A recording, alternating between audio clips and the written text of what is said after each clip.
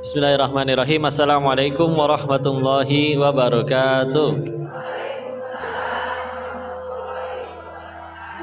Alhamdulillah, alhamdulillahi rabbil alamin.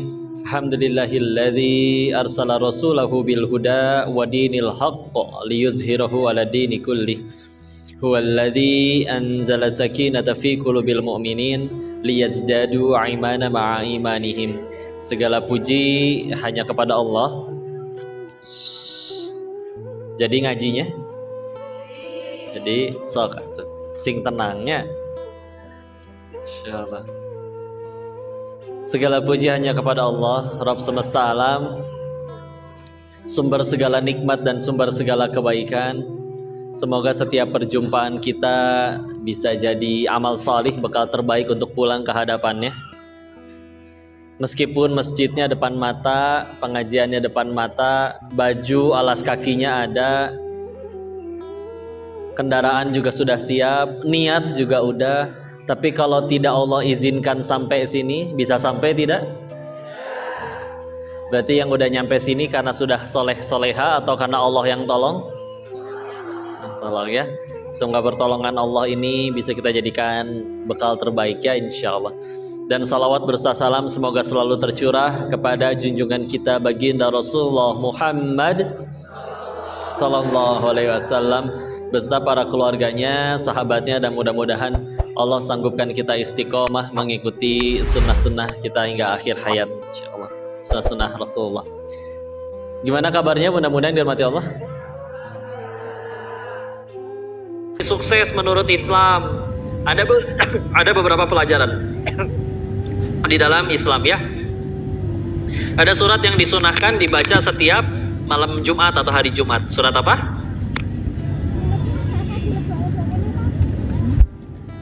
Surat Ada berapa ayat Al-Kahfi?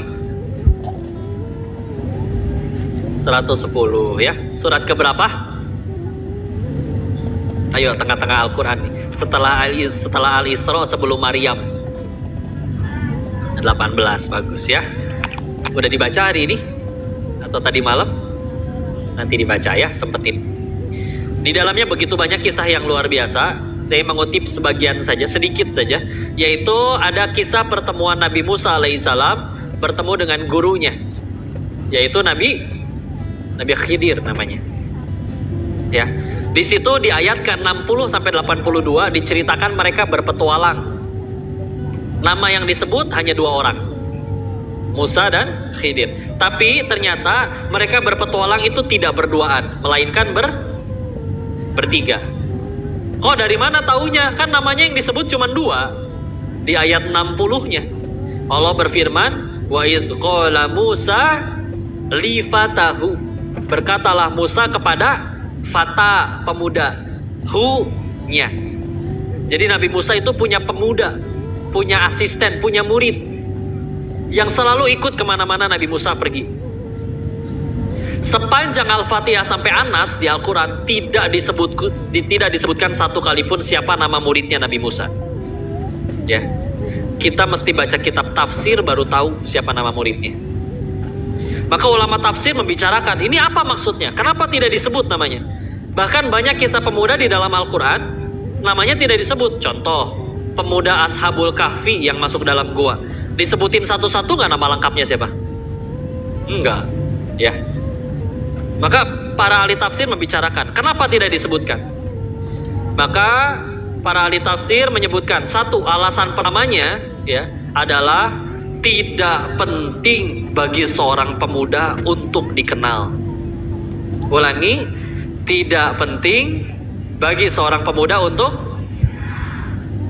ingat ya, bukan berarti kita dilarang untuk viral, bukan.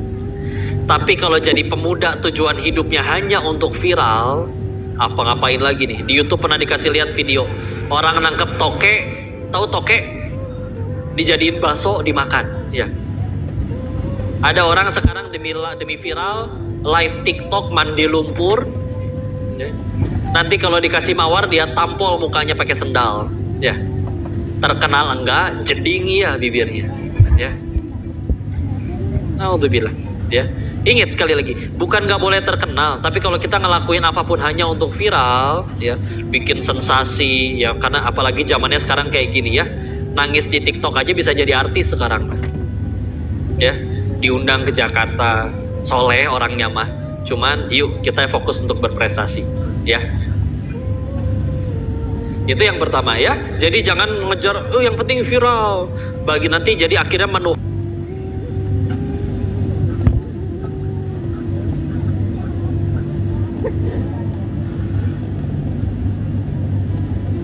Jadi jangan ngejar, yang penting viral. Bagi nanti jadi akhirnya menuhankan follower, menuhankan subscriber. Susah ya. Jangan lupa follow, like, dan subrek kalau begitu. Subscribe, lagi. Muncul ya, subscribe. Ya, Insya Allah. Ya. Itu yang pertama ya. Jangan serba ngejar, nggak penting nama kita dikenal. Yang kedua, apalagi hikmahnya kok. Jika ingin memperkenalkan diri, maka perkenalkanlah dirimu dengan ilmu, takwa, dan prestasi. Ulangi. Ilmu, takwa, dan prestasi. Ini cara kenalin diri yang paling keren. Mungkin kalian entah pernah di mall, di pajak. Di sini pasar pajak kan? Ada pajak Horas, pajak Parluasan, ya. Pernah ke sana nggak? Belanja dong. Beli buah, ya misalkan ya. Di pajak ada orang baru datang. Dan orang di sekeliling kita langsung berkata, bukankah itu pendiri perusahaan ini? Orangnya mendiam, nggak ngomong apa-apa, tapi prestasinya menjelaskan siapa dirinya. Keren nggak? Gak usah banyak ngomong, daripada orang yang banyak ngomong ya. Masjidnya keren ya, terus ada yang berkata, saya yang bangun. Anak-anak SMK 3 sudah soleh-soleha semua ya, saya yang ngajar. Semua serba di aku. Ya, kalau kita pengen tahu harga sepatunya gampang, tinggal injek. Jebret, kok diinjak sepatu ini kan 2,5 juta. Ya. Kadang nanya juga untuk jadi mukodimah untuk kesombongan. Bu, anak ibu udah hafal berapa juz? Alhamdulillah 1 juz. Terusin terus biar anak saya gitu. Saya kan ngajarinnya luar biasa. Nanya bukan pengen tahu, enggak, pengen buka ucapan biar bisa sombong. Kadang nggak nyambung, ada kucing lewat bisa sombong dia. Kucingnya lucu ya, seperti singa. Saya jadi ingat waktu jalan-jalan di Singapura, tiketnya mahal itu. Kok nggak nyambung? Emang, yang penting pengen sombong aja. Ya, ada yang seperti itu ya. Kadang untuk penderitaan pun dia nggak mau kalah. Ada apa nih rame-rame? Iya, dia habis jatuh dari motor, lihat tuh spionnya lepas. Baru spion lepas, saya kaki lepas juga pernah. Penderitaan juga nggak mau kalah.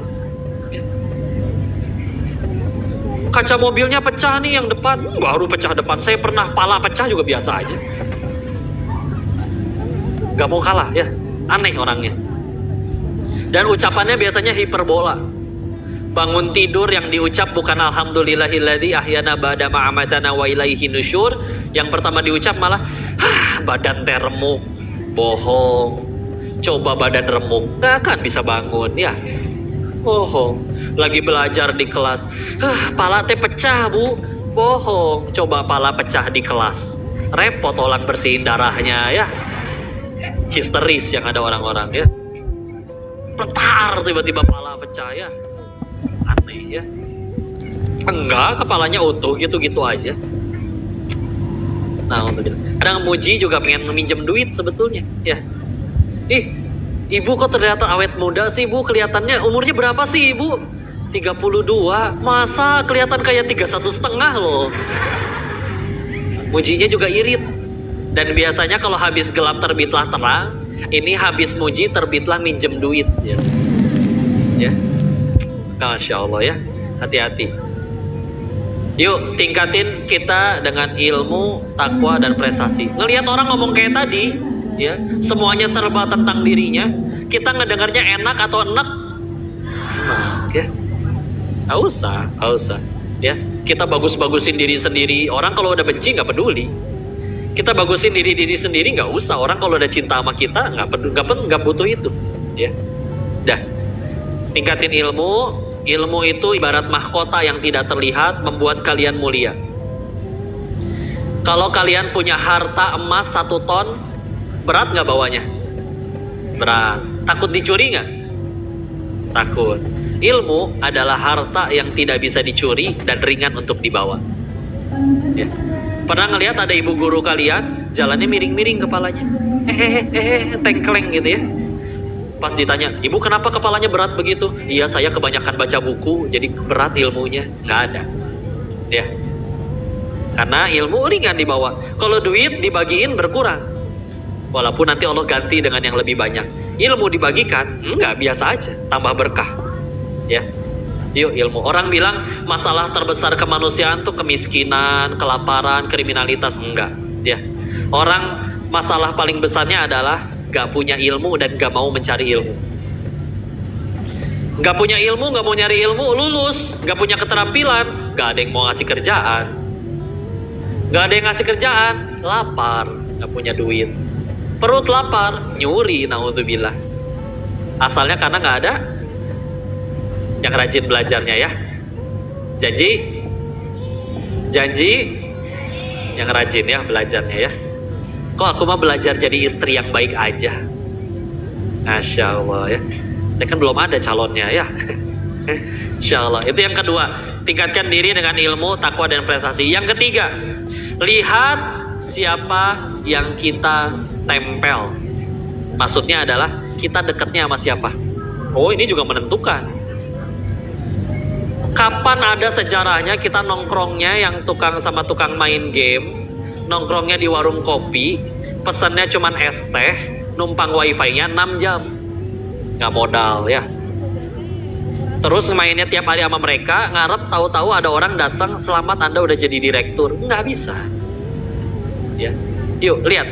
Di situ muridnya Nabi Musa nempelnya sama para nabi. Akhirnya beliau pun diangkat menjadi nabi. Siapa nama muridnya Nabi Musa ini? Nabi Harun saudaranya, bukan ya? Namanya Yusha bin Nun. Ulangi, Yusha bin Nun. Sepanjang Al-Quran gak disebutkan namanya, tapi kalau kalian googling tentang siapa dirinya, akan disebutkan prestasinya. Beliau adalah orang yang pertama membawa Bani Israel masuk ke Baitul Maqdis, ke Palestina. Ada satu misi yang belum bisa diselesaikan Nabi Musa dan Nabi Harun sampai mereka wafat, yaitu membawa Bani Israel masuk ke Palestina. Baru berhasilnya 40 tahun kemudian di zamannya Yusha bin Nun, diangkat jadi nabi oleh Allah. Prestasinya menjelaskan siapa dirinya, ya. Dan ini jauh sebelum zaman Umar bin Khattab, jauh sebelum zaman Salahuddin Al-Ayyubi, beliau udah duluan. Itu yang ketiga ya. Ingat, kok bukannya temenan boleh sama siapa saja? Betul, temenan sama siapa saja.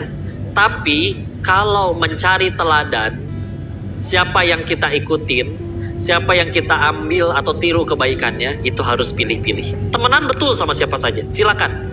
Temenan sama siapa saja, beda agama kek, beda profesi kek, silakan.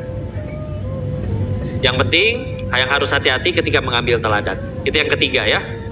Yang keempat, terakhir, kalian harus galau. Tapi ingat, galaunya yang bermanfaat. Ingat, pemuda juga harus galau. Dulu Salahuddin Al-Ayyubi, setiap kali capek belajar, dididik oleh orang tuanya. Nah, kamu calon orang hebat. Gimana ceritanya kamu pengen malas-malasan belajar, sedangkan kamulah yang nanti akan merenggut Baitul Maqdis kembali ke tangan kaum muslimin. Gak bisa ada waktu istirahat.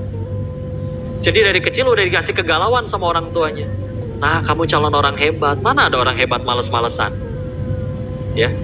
Demi Allah, kami pernah ngelihat orang gak punya kaki sukses. Orang dulunya miskin sukses. Orang gak punya orang tua sukses. Tapi yang tidak ada orang yang malas terus sukses. Ya. Juara apa? Juara tidur. Ya. Jadi itu dia. Masya Allah. Galau nih kak. Tapi ingat ya, maka kalau misalkan ada pemuda yang galaunya cuman gara-gara ngeliatin status temannya, bukan itu yang diinginkan oleh Allah ya. Galau tapi galau, ayo tentukan. Kak, aku belum jadi manfaat nih, aku belum bisa bahagiain orang tua nih. Galau. Galau yang baik, bismillah, itu jadi motivasi kita. Sepakat? Janji? Jadi soleh-soleha ya. Sok janji, angkat tangan. Angkat tangannya semua.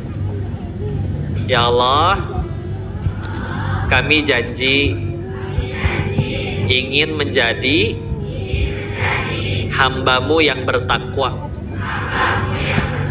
Kami janji pengen banggain orang tua. Anak yang soleh-soleha. Amin ya rabbal alamin. Udah janji loh ya. Nanti nurut ya. Jadi anak yang luar biasa. Bismillah. Kalau pengen hebat, itu dilakuin semuanya. Nanti Allah jadikan kalian hebat. Ingat, jadi hebat tuh bukan dari IQ kita tinggi atau enggak, kita pintar atau enggak, cepat menghafal atau enggak cukup. Tapi kita nurut sama Allah, nurut sama orang tua, beradab kepada guru, Allah jadikan kalian hebat demi Allah ya. Karena jadi hebat tuh bukan dari kecerdasan, tapi tergantung dari Allah yang maha hebat mau gak menolong kita. Maka yang harus setiap hari kita pertanyakan adalah, sudah layakkah diri ini ditolong Allah? Itu yang terus kita tanya ya. Bismillah. Masya Allah, mudah-mudahan yang dibahas itu bisa jadi manfaat, bisa jadi kebaikan, dan bisa kita amalkan insya Allah. Mungkin segitu dulu yang disampaikan, izin dikembalikan kepada Ustazah untuk masuk ke sesi selanjutnya. Insyaallah. Billahi taufiq wal hidayah. Assalamualaikum warahmatullahi wabarakatuh.